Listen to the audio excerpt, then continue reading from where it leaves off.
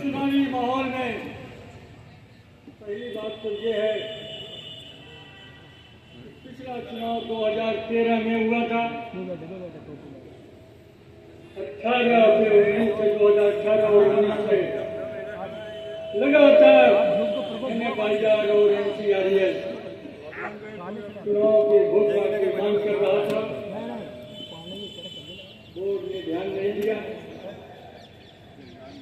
अब चुनाव की घोषणा हुई, बहुत सारे लोग आएंगे आपके पास, अपनी भिन्न भिन्न बातें करेंगे, विभिन्न तरह के प्रलोभनों से आपको प्रभावित करने की कोशिश करेंगे। वही लोग हैं जो 13 में आए थे, वही लोग आज 24 में आए हैं। आपके सामने जो लोग 13 के पहले के हैं, उन लोगों के पास उनका भी सारा शिक्षा है। हम आपके सामने खड़े हैं, हमारा कैडर यहाँ बैठा हुआ है, डिविजनल प्रेसिडेंट यहाँ बैठे हुए हैं, सारी टीम यहाँ बैठी हुई है। इनके भी सारे कार्यों का ब्यौरा आपके दिलो दिमाग में है। जो दूसरी फेडरेशन और दूसरी यूनियन के लोग जो मान्यता प्राप्त कर लिए थे, आपने कोशिश तो बहुत की पिछले चुनाव में, लेकिन उस कोशिश में शायद थोड़ी सी कमी रह गई थी, जिसके कारण के जो आपने NCRES को भारतीय रेल के समस्त जोनों से सबसे ज्यादा वोट दिला करके जो मान्यता दिलाई, उसमें थोड़ी सी शायद कसर रह गई थी, जिसके कारण की दूसरी फेडरेशन के लिए यूनियन को मान्यता मिल गई। इस कमी को इस बार नहीं होने देना है, ये ध्यान रखिए। आपने जो भारतीय रेल में सबसे ज्यादा वोट दे करके जो विजय दिलाया, हमने उस आपके एहसान को, आपके कर्ज का भली भात में निर्वहन किया है। आपके प्रत्येक कदम पे कदम मिला करके हमारा NCRES का कैडर हमेशा आपके साथ लगा रहा है। रेलवे बोर्ड से उठा कर देख लीजिए, NFIR के एजेंडे उठा करके देख लीजिए, NCRES का एजेंडा उठा के देख लीजिए, चाहे हेडक्वार्टर का हो, चाहे ये डिविजनल प्रेसिडेंट मान सिंह के नेतृत्व में डिवीजन का रहा हो, उनके आइटमों को देखिए। आपने जो NCRES से भारी नींद दिलाई थी, उसका एक फाइल हमने उतारने की कोशिश की है, आपकी सेवा की है। आपके पूरे लगन और निष्ठा के साथ हम आपके साथ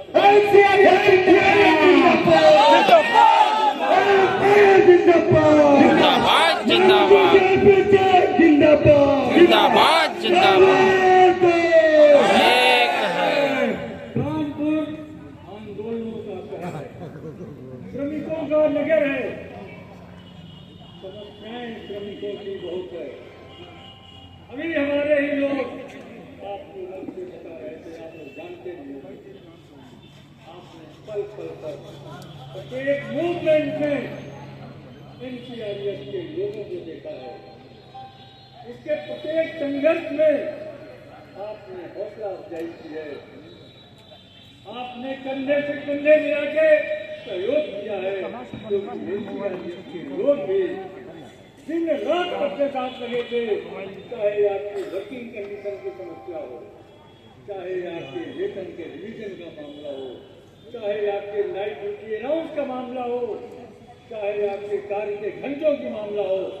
अगर आप इतिहास उठाकर देखेंगे तो कर्मचारियों के लिए जो NFIR और NCRES ने किया है, वो अभूतपूर्व है, इसमें कोई दो राय नहीं। काम किया है, काम करेंगे, झूठे वादे नहीं, काम किया है, काम करेंगे, झूठे वादे नहीं करेंगे। जिंदाबाद जिंदाबाद जिंदाबाद। रेल की सबसे मेहनत कश कैटेगरी, सबसे हमारा मेहनत कश भाई ट्रैकमैन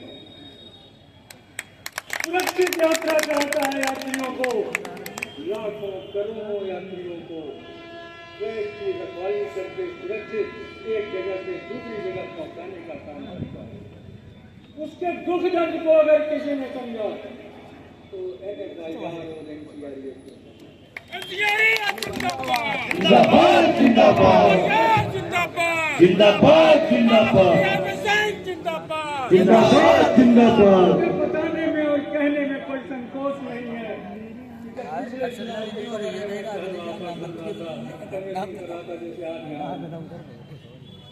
झांसी डिवीजन के बाला में जब मैं पहुंचा था तो हमको 10-12 जो फ्लैटमैन मिल गए थे।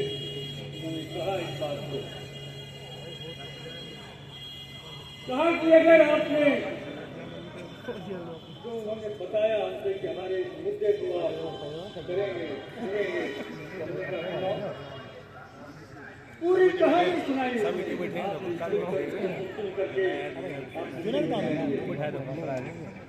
वो ट्रेडमैन अपने ही भाई बंधु को लेकर के जब रात में हॉस्पिटल पहुंचे थे इलाज के लिए, उसकी तबीयत खराब हो गई थी बांदा में,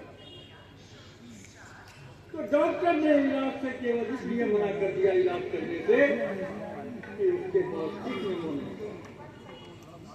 रात में 9-10 बजे का समय था। वो ट्रेडमैन उसके साथी जो शहर की ओर भागे इलाज के लिए, उसकी हालत गंभीर थी। रास्ते में उसने दम तोड़ दिया इलाज की कमी से। इलाज न हो पाने के कारण वो अपना दुख बता रहे थे, दर्द बता रहे थे। एनसीआरएफ ने गंभीरता से लिया था। हमने उसी समय उनसे वादा किया था कि जब हमारी मीटिंग शुरू होगी हम उस मीटिंग में आपके मुद्दे पर रखेंगे। जो आपकी मांग है कि हमारा ट्रेडमैन भाई अगर बिना सिकनी मौके भी है, डायरेक्ट अगर हॉस्पिटल चला जाता है तो कोई डॉक्टर उसे इलाज के लिए मना नहीं करता। ये कार्य को अगर किसी ने कराया वो एनसीआरएफ की हमारी जब हमारे पिछले चुनाव के बाद की वो पहली निबंधन करते उसमें हमने जिंदाबाद जिंदाबाद जिंदाबाद जिंदाबाद जिंदाबाद जिंदाबाद जिंदाबाद जिंदाबाद। हमने आदेश कराया कोई भी ट्रेडमैन अगर बिना सिकनी के अगर हॉस्पिटल आ जाता है तो कोई भी डॉक्टर उनकी लिए करता हो इलाज से मना नहीं कर सकता। ये एनसीआरएफ का जिंदाबाद जिंदाबाद जिंदाबाद जिंदाबाद। यही इतना हमने नहीं कराया उनके लिए, हमने उनके लिए ये भी कराया कि हिंदुस्तान के किसी भी कोने में रहेंगे, कहीं भी घूमने जाएंगे, कहीं भी करेंगे, अगर उनकी तबीयत खराब होती है रेलवे के किसी भी रेफरल हॉस्पिटल में जाएंगे तो उनका इलाज मुफ्त होगा। ये आदेश किसी ने कराया।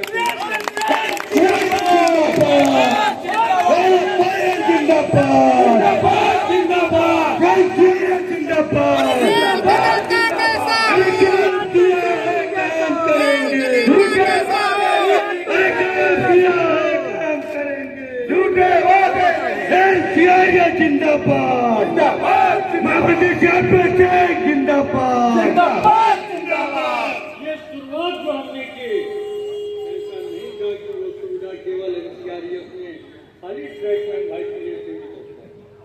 हमने शुरुआत ट्रेडमैन भाई के किया क्योंकि सब पे मेहनत करते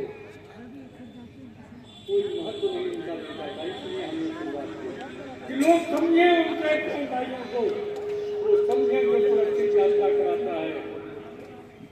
ये रेल के अपनी मेहनत के साथ में इनका ध्यान दिया जाना चाहिए और वही सुविधाएं रेल के प्रत्येक कैटेगरी के लिए सभी कर्मचारियों के लिए भी ये सुविधा हम लोगों ने एक्सटेंड कराई और सभी को ये सुविधाएं दी। ये जिंदाबाद जिंदाबाद जिंदाबाद जिंदाबाद जिंदाबाद जिंदाबाद। कहने का तात्पर्य ये है कि हमने एनसीआरएफ में चाहे वो हमारे ट्रेडमैन भाई 1100 और चाहे हमारा सुपरवाइजर कैडर था 4600 का, ये भी 46, उनके लिए भी हमने लंबी लड़ाई लड़ी थी और उनको जो हमने 2022 में किसी सरकार ने मजबूर होकर के जब घोषणा किया, रेलवे बोर्ड का सर्कुलर 155/22, जो हमारी डिमांड थी कि हमारे सुपरवाइजर कैडर को 4500 और 5400 मिलना चाहिए, इस मांग को भी पूरी कराया तो NCRF को देने पाया।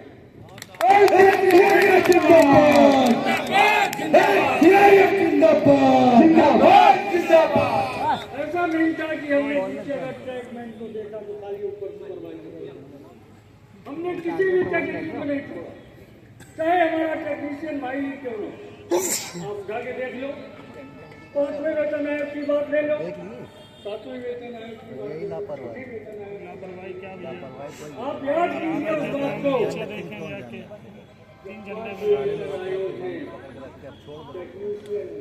आदमी गलत है, झंडा छोड़ लेके जा रहा और जब सीनियर टेक्नीशियन को वेतन आयोग ने दिया था 45,000, तो याद कीजिए उस दिन को, इस टेक्नीशियन 1 को किसने 45,700 कराया और किसने सीनियर टेक्नीशियन को 5,000 कराया, वो NFIR और NCRF थी। तो NFIR जिंदाबाद, जिंदाबाद जिंदाबाद NFIR जिंदाबाद, जिंदाबाद जिंदाबाद सिंह जिंदाबाद, जिंदाबाद जिंदाबाद। 7वें वेतन आयोग को लेके 7वें वेतन आयोग में तो ओरल एविडेंस के समय जो मैंने पाया सरकार ने सवाल लगाया कि ये नहीं चाहिए, बहुत सारी बातें 7वें वेतन आयोग ने मानी, जो हमारे टेक्नीशियन भाई एडिशन की बात, जो उस समय हम लोगों ने नहीं माना, उसको भी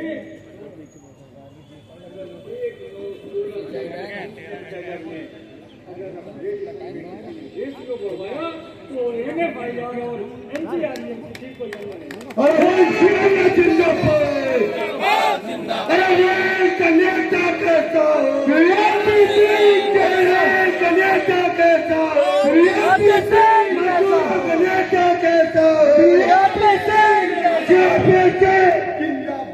जिंदाबाद जिंदाबाद। सबसे पहले हमने जो करवाया है 16% से 27%, के लिए जरूरत है और सभी कैंडिडेट के कंडीशन का हमने जब कराया 16%, कोई कम मिला 1/9/16 से 1/9/16 से अगर कोई गिराने वाला था और 16% को जो हमने सीनियर टेक्नीशियन 4200 को 16 से 26 कराया, तो केवल NFIR और NCRF का ध्यान दीजिए। कहने का तात्पर्य है चाहे वेतन का रिवीजन का और या किसी राउंड की बात, लाइट बिजली राउंड का भी ले लो, किया है तो केवल NFIR और NCRF के संगत किया। 43,600 रुपये से ऊपर की जब सीलिंग लगा दी गई इस कोरोना काल में जो हमारे कर्मचारी सब रातों दिन काम कर रहे थे, जूझ रहे थे संक्रमण से, उस समय उन्होंने सीलिंग लगा दी, उसको भी 43,600 से ऊपर के लोगों को दिलाने का काम किया।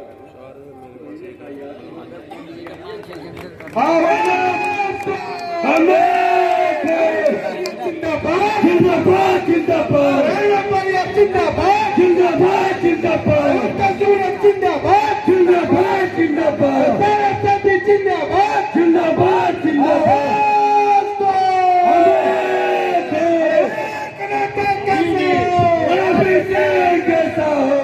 अभी भी अगर आप देखिए इस सरकार का कितना सरकार का हक है, देखिए इस बात, इतने संघर्षों के बाद भी अभी भी 43,600 के ऊपर के भी लोगों को NFIR और NCRF की मांग पर देना तो शुरू कर दिया, लेकिन दे रहे हैं 43,600। इस फीलिंग को भी अगर कोई तोड़ेगा तो मैं वादा करता हूं आपके सामने कि वो NCRES और NFIRE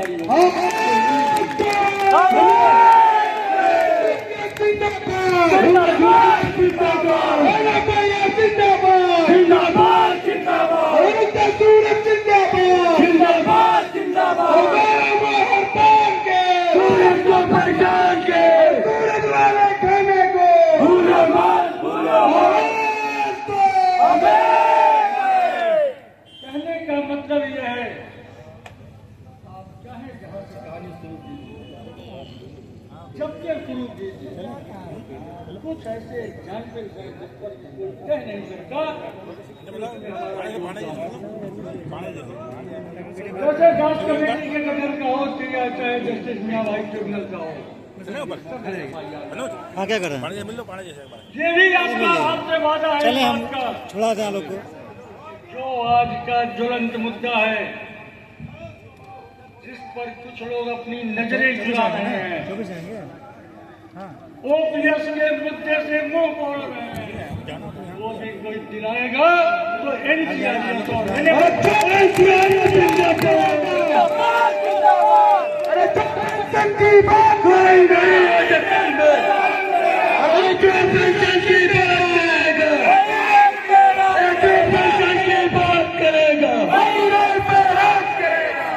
हम बताना ये चाहते हैं कि आप लोगों को पहचानिए, NFIR के चरित्र को पहचानिए, NCRES के चरित्र को जानिए।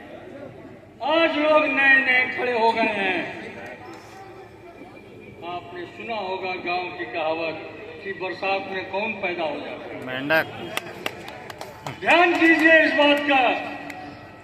कई सारे इसमें ऐसे लोग हैं जो पिछले चुनाव के समय भी आए थे और फिर गायब हो गए, फिर आए हैं, फिर गायब होंगे।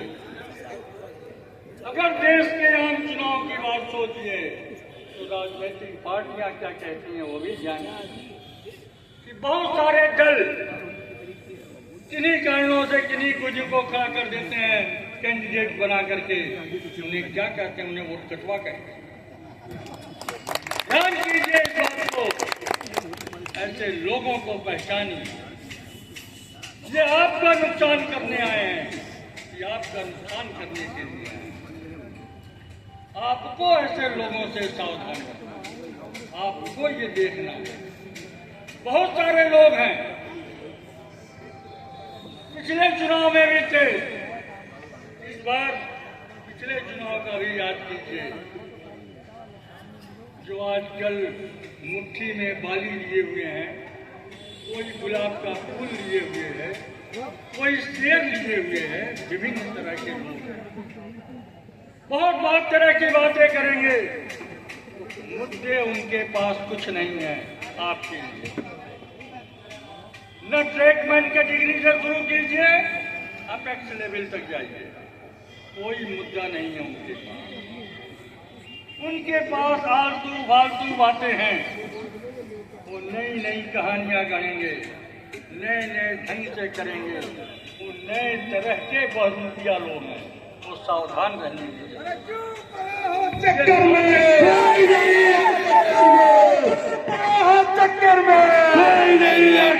में ये तो आपका हजूम देख करके वो सारे लोग समझ रहे होंगे कि क्यों पड़े हो चक्कर में। कोई नहीं है टक्कर में, छप्पा मारो तान के, सूरज के निशान के। तो सोच रहे होंगे, वो भी सोच रहे होंगे जो पिछली बार के चुनाव में मान्यता मिल गई थी। ये ध्यान देने की आवश्यकता है आपको, उनके चरित्र को विशेष रूप से समझने की आवश्यकता है। हर बार कहेंगे, हर जगह कहेंगे, हड़ताल हड़ताल हड़ताल का नारा देंगे। इनके चरित्र को समझिए। आप ले लीजिए, चाहे 2015-16 से ही ले लीजिए, जिस समय OPS की लड़ाई चल रही थी हम लोगों की, जिस समय NPS लागू हुआ था 1/1/2004, अगर शुरू से आप देखें, नया नया जोन बना था north central railway. North central railway employees संघ NCRS का गठन हुआ, मान्यता मिली, मीटिंगें शुरू हुई। अगर कोई उस समय भी मुद्दा था तो OPS का मुद्दा था। उस समय भी NCRS और की बात करेगा, वही रेल पे राज करेगा, की बात करेगा, वही रेल पे राज करेगा। जिंदाबाद जिंदाबाद जिंदाबाद जिंदाबाद। उस समय भी NCRS के प्रत्येक फोरम से एक ही मुद्दा उठता था प्रमुखता से, OPS वापस लाओ, NPS रद्द कराओ।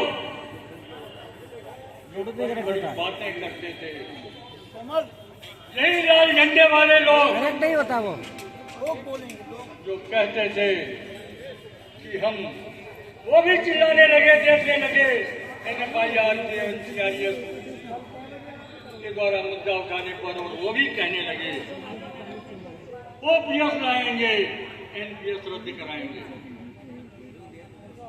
लोगों ने उस समय भी पूछा था और कहा था कि NPS तो लागू आपने कराया, OPS क्या लाएंगे?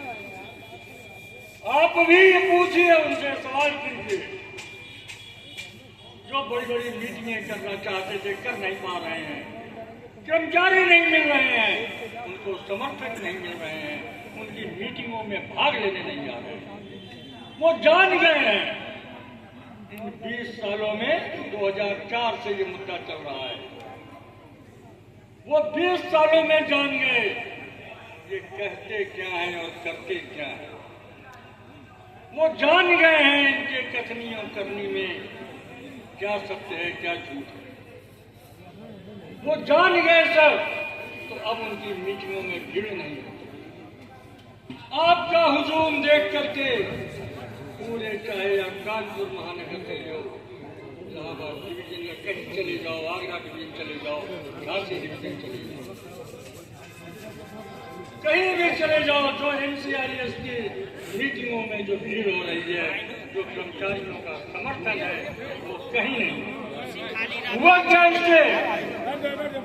हुआ इससे यही जो पिछले चुनाव में किसी तरह मान्यता प्राप्त कर लिए थे, उनके महामंत्री हताश हो गए। वो जान गए कि इस बार जब बागोल है तो घर गए। अरे चुप रहो, चक्कर में कोई नहीं है टक्कर में, बाकी में बंटवारा है। जिंदाबाद जिंदाबाद जिंदाबाद जिंदाबाद जिंदाबाद। के अध्यक्ष महोदय जो AIRF के भी जनरल सेक्रेटरी हैं, जो नार्दर्न रेलवे मेन यूनियन के भी जनरल सेक्रेटरी हैं, उन्होंने भी मीटिंगें की हैं इलाहाबाद, झांसी, आगरा और कानपुर में। मंगा लीजिए ब्यूरो, देख लीजिए क्या हश्र हुआ है। कर्मचारी कहाँ हैं? कर्मचारी वहाँ हैं जहाँ आप बैठे हैं, वहाँ का भी हाल पता लगा लीजिए। जिंदाबाद जिंदाबाद जिंदाबाद जिंदाबाद।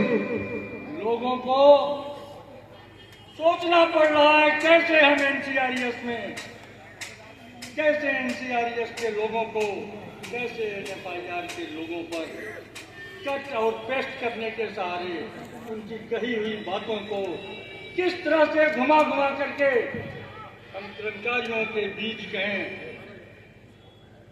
कि कैसे ये क्या कर रहे हैं, क्या करते हैं। जो बात शुरू से NCRS और NFIR कर रहा है, हम किसी विशेष धर्म के नहीं हैं, हम किसी विशेष जाति के नहीं हैं। हमारा कैडर ब्रांच से लेकर सेंट्रल तक का, NFIR की सभी एफिलिएट यूनियन में हम सर्वधर्म सर्वहिताय की बात करते हैं। हम सभी वोट पड़ेगा तान के। सम्मान करना सीखा है। आप स्वयं महसूस करते हैं नॉर्थ सेंट्रल रेलवे का प्रत्येक कर्मचारी इस बात को जानता है कि NCRES जॉब में कर्मचारियों को सम्मान देता है, जो महिलाओं को सम्मान देता है, जो पुरुषों को सम्मान देता है, कोई अन्य नहीं देता। लेकिन कट और पेस्ट के सामने अभी मैं इलाहाबाद में एक जगह बोल रहा था, आपको एग्जाम्पल दे रहा हूं। मैंने बताया था लोगों को कि ऐसे ऐसे संगठन भी हैं जिसके कई कई जनरल सेक्रेटरी है। कोई इलाहाबाद का जनरल सेक्रेटरी है, कोई झांसी का जनरल सेक्रेटरी है। कि 2-2, 3-3 पंपलेट को हम ही ने देखा है। एक का पता नहीं चलता कहाँ का है। कभी कोई लिखता है हम सेक्रेटरी हैं, कभी लिखता है जनरल सेक्रेटरी हैं, कभी लिखता है हम सीनियर लीडर हैं। वो NCRES का निकाला हुआ है। कोई क्यों निकालता है कहीं से? उसकी कार्यप्रणाली निकालती है। मैं ज्यादा उसके बारे में बोलना भी नहीं चाहता, क्योंकि हमारे चरित्र में है सबका सम्मान करना, सभी धर्मों का सम्मान करना, सभी जातियों का सम्मान करना। जब वहां के लोग मजबूर हो गए, देखने लगे, जब सब तरफ से हार गए, तो जो धर्म का प्रतीक है, जिसका आदर सम्मान हमेशा NCRES करता रहा, NFIR करता रहा, हमारा समस्त कैडर करता रहा, समस्त हिंदू जात के लोग करते रहे, क्योंकि हम सभी धर्मों को लोग ही चलते हैं। वो हिंदुओं के धर्म का एक आस्था का विषय है और लोग ये कर रहे थे। हमने जब वास्तविकता का बयान किया कि जब कोई फार्मूला नहीं चला तो लोग जनेऊ की बात याद दिलाते। अरे जनेऊ प्रतिष्ठा का प्रश्न है, वो हमारे सम्मान का प्रश्न है। NCRES ने हमेशा सम्मान किया है। हम भी जनेऊ पहनते हैं, हर पूजा में हमारा हर हिंदू भाई जनेऊ पहनता है, बिना उसके पूजा संपन्न नहीं होती। और कह रहे हैं वो NCRES के जनरल सेक्रेटरी अपमान कर रहे हैं।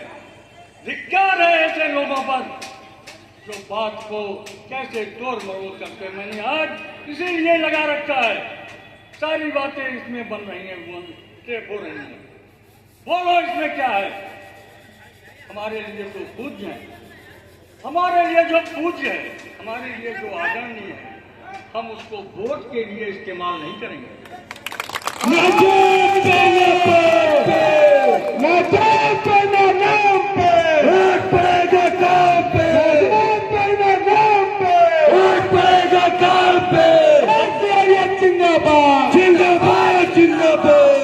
हम अपने पूज्य का आदर करते हैं, सम्मान करते हैं, हम उसको सर पे बिठा के रखते हैं। हम वोट के लिए इस्तेमाल नहीं करते, अपने स्वार्थ के लिए इस्तेमाल नहीं करते। हम वोट के लिए अपने कर्मों पर भरोसा करते हैं।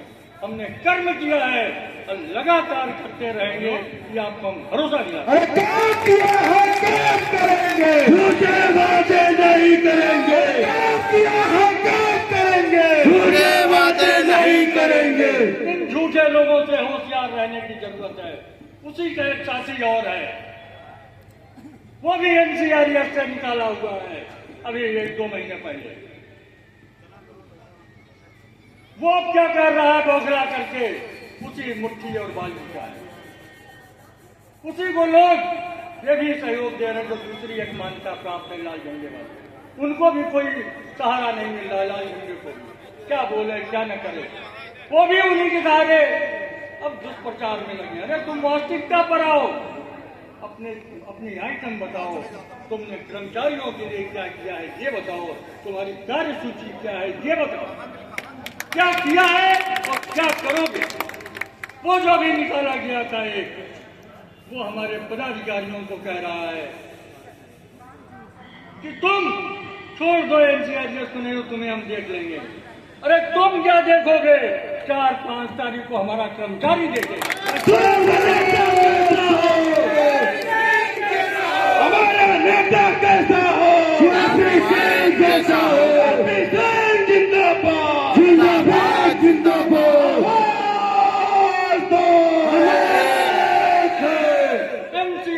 को, एनसीआरएस की बातों को, एनसीआरएस के लोगों के द्वारा कही गई बातों को झूठ फैलाने के लिए जो इस तरह का कुत्सित प्रचार करेगा, उसको हमारा नॉर्थ सेंट्रल रेलवे का कर्मचारी अपने मत पर से जवाब देगा, सूरज पे मोहर लगा के जवाब देगा।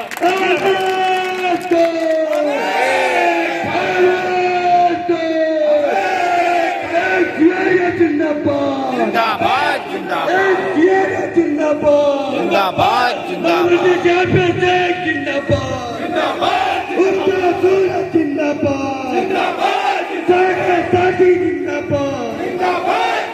आप 2016 का याद करो, 7वें वेतन आयोग की बात करें। 7वें वेतन आयोग की रिपोर्ट 2015 नवंबर में आ गई थी। तो एनएफआईआर ने और एनसीआरएस ने ओरल एविडेंस में कहा था कि कर्मचारियों का न्यूनतम वेतन 26,000 होना चाहिए। हमारे रनिंग स्टाफ में उचित वृद्धि होनी चाहिए। हमारे हर कर्मचारियों के अलाउंसेस में होना चाहिए। ओपीएस रद्द होना चाहिए। 7वें वेतन आयोग के ओरल एविडेंस में एनएफआईआर एनसीआरएस। जब रिपोर्ट आ गई तो न्यूनतम वेतन था 18,000। ओपीएस की बात नहीं थी। की सभी ट्रेड यूनियनों ने एक जेसीएम का गठन किया, ज्वाइंट कंसल्टेटिव मशीनरी। मीटिंग हुई, तय हुआ कि हड़ताल ही विकल्प है। बहुत इंतजार हुआ। जो बार बार हड़ताल की नारा देते हैं, मैं उन्हीं के बारे में बता रहा हूं। बस चल के तो हड़ताल की बात करते हैं। और जब सभी ट्रेड यूनियन ने, सभी लोगों ने एनएफआईआर के साथ मिलकर के कहा कि हड़ताल की तारीख निश्चित की जाए, हड़ताल किया जाए, वही विकल्प है। तारीख निश्चित हो गई 11 जुलाई 2016। कर्मचारियों के बीच में स्ट्राइक बैलेट भी करा लिया गया। कर्मचारियों से सहमति भी मिल गई। 95%, 96%, 98%। हड़ताल ही विकल्प था। पूरे देश में माहौल बन गया था। चार्टर ऑफ डिमांड सरकार को दे दिया गया, नोटिस सरकार को दे दी गई थी। सरकार में हड़कंप था उस समय। सरकार भी परेशान थी। जब 30 जून को 11 जुलाई से हड़ताल 6 बजे सुबह से होनी थी, सरकार ने घोषणा कर दिया कि 6 जुलाई को ग्रुप ऑफ मिनिस्टर्स की एक बैठक होगी जेसीएम के लोगों के साथ। 30 तारीख को जेसीएम की बैठक थी इंटरनल, सारी सेंट्रल ट्रेड यूनियंस की। उन लोगों को तय करना था कि हम ग्रुप ऑफ मिनिस्टर के सामने क्या क्या मसौदे रखेंगे, कैसे उस पर हम आर्गुमेंट करेंगे। रेल मंत्री ने भी 29 तारीख को बुला लिया एनएफआईआर को और एआईआरएफ को, अलग अलग दोनों मान्यता प्राप्त। रेल मंत्री ने बात में ये इशारा किया कि जो आपकी न्यूनतम वेतन की मांग है 26,000, सरकार उस पर सोच रही है। वो मतलब उनका इशारा इस तरह था कि लग रहा था कि 22-23 हजार में मामला तय हो जाएगा। ओपीएस के बारे में भी उन्होंने इशारा किया कि तय हो जाएगा। फिटमेंट फार्मूले पर भी कहा कि तय हो जाएगा। लेकिन 30 तारीख को जब जेसीएम की मीटिंग होनी थी, तो वही लाल झंडे के लोग, जिनके लोग कल कानपुर महानगर में भी आए थे, शीर्षस्थ नेता, सबसे बड़े नेता जो लाल झंडे वालों के थे, वो आए थे। और उनके जो इस समय वर्तमान में अध्यक्ष हैं, वो सदर्न रेलवे मेन्स यूनियन के महामंत्री हैं। याद कीजिए उस दिन को, इधर जेसीएम की मीटिंग होने वाली थी 30 तारीख को, और उधर महाप्रबंधक से वो कहते हैं कि हम सदर्न रेलवे में हड़ताल नहीं करेंगे। ये है उनका चरित्र ये बात करते हैं कि हम आपको ओपीएस दिलाएंगे और 24 तारीख को कहते हैं कि यूपीएस बहुत बढ़िया है। देखिए, गौर कीजिए इस बात को, उनके कथनी और करनी क्या है। पहचानिए ऐसे लोगों को। आपको गौर करना है, आपको ध्यान देना है कि आपकी जिस थोड़ी सी लापरवाही के कारण पिछली बार जो गलती से उनको मान्यता मिल गई, या तो वोट मिल गया मान्यता, जो ओपीएस की बात करेगा वही रेल पे राज करेगा, जो पेंशन की बात करेगा वही रेल पे राज करेगा। एनसीआर जिंदाबाद जिंदाबाद जिंदाबाद। नेता कैसा हो, क्या प्रेसिडेंट कैसा हो, हमारा नेता कैसा हो, क्या प्रेसिडेंट कैसा हो। याद कीजिए आप क्या क्या ये लोग कहते हैं और क्या क्या करते हैं। पहचानने की जरूरत है आपको। इन लोगों को इस चुनाव में सबक सिखाने की जरूरत है। आप अपने भविष्य का निर्धारण करने जा रहे हैं। अगला चुनाव कब होगा कोई नहीं जानता। पिछला चुनाव 13 में हुआ, ये हो रहा है 24 में। अगला कब होगा नहीं पता। आप अपने कौन सा आप किसको नेतृत्व सौंपेंगे, किसको आप अपना रहनुमा बनाएंगे, किसको अपनी आप बागडोर सौंपेंगे, यह आपका एक महत्वपूर्ण निर्णय करना है। सोच समझ कर निर्णय करना है। कोई भी फैसले लेते समय आदमी पीछे भी देखता है और आगे भी देखता है। पीछे पलट के देखिए, हमने किसको चुना था, उसने क्या किया। आगे देखिए कि हमारा अगला भविष्य हम किसको देंगे। अरे जो पेंशन की बात करेगा वही रेल पे राज जो करेगा, पेंशन की बात करेगा वही रेल पे राज करेगा। एनसीआर जिंदाबाद जिंदाबाद जिंदाबाद जिंदाबाद जिंदाबाद जिंदाबाद सूरत जिंदाबाद जिंदाबाद जिंदाबाद। तुम्हारी कहाँ लगे सूरत वाले खाने सूरत वाले खाने को भूलो मत भूलो, एनसीआर जिंदाबाद जिंदाबाद जिंदाबाद। सबसे ज्वलंत मुद्दा है। अगर आज इतनी बातें तो हो गई, जो सबसे लेटेस्ट है,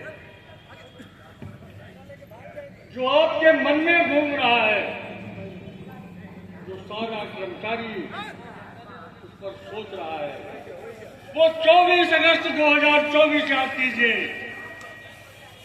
जिसके लिए लगातार संघर्ष 20 साल से एफआईआर एनसीआरएस कर रही थी। सरकार ने किसी नीतियों के तहत, अपनी योजना के तहत कि हमें क्या करना है, उन्होंने घोषणा किया 24 अगस्त को कि हम कर्मचारियों की डिमांड ये स्वीकार करते हैं कि हम 12 जो उन्होंने घोषणा किया थोड़ा सा इधर उधर करके कि हम 12 माह के अंतिम वेतन, एवरेज वेतन का हम 50% गारंटेड पेंशन जो इनकी मांग है हम देंगे। इन्होंने घोषणा किया इस बात की कि जो इनकी मांग है एनएफआईआर एनसीआरएस की दिए देंगे। जो इनकी मांग है कि हम जो धन की कटौती हुई है उसको उस तरह से तो नहीं देंगे, हम इनको लमसम अमाउंट देंगे। जो इनकी मांग है फैमिली पेंशन की वो तो हम इनको देंगे। लेकिन कंडीशन क्या लगा दिया? का क्वालिफाइंग सर्विस जिसके 25 साल होगी उसी को हम 50% गारंटेड पेंशन देंगे, उसी को हम डीए का लाभ देंगे, उसी को हम फैमिली पेंशन देंगे, उसी को हम लमसम अमाउंट देंगे उस रेशियो में। एक ने कहा, जो कल आए थे, जो बड़ी बड़ी बातें किया करते थे, तुरंत सुनते हुए कहा कि स्वीकार्य है, यूपीएस बहुत बढ़िया है, ओपीएस का मुद्दा आज से खत्म, कर्मचारियों के मुद्दे सब खत्म। दूसरी तरफ वही एनएफआईआर है जिसके लिए कि उन जैसे बुजुर्ग आदमियों के लिए शोभा नहीं देता जो NFIR के जनरल सेक्रेटरी के लिए जो उन्होंने कहा। NFIR ने तुरंत कहा मीटिंग से निकलने के बाद बाहर, उन्होंने तो मीडिया के सामने कहा कि OPS का मुद्दा खत्म, कर्मचारियों के मुद्दे खत्म, UPS बहुत बढ़िया। NFIR ने मीडिया से कहा कि जो प्रधानमंत्री ने घोषणा किया कि 50% गारंटेड पेंशन देंगे, DA का लाभ देंगे, फैमिली पेंशन देंगे, वो तो ठीक है, लेकिन कंडीशन जो लगाया है कि हम 25 साल जिसकी क्वालिफाइंग सर्विस होगी उसी को 50% हम गारंटेड पेंशन देंगे।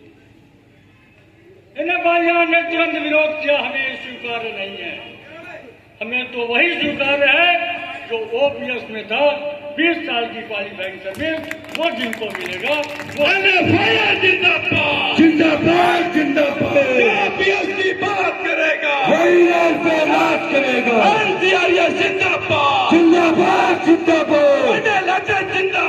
जिंदाबाद जिंदाबाद जिंदाबाद।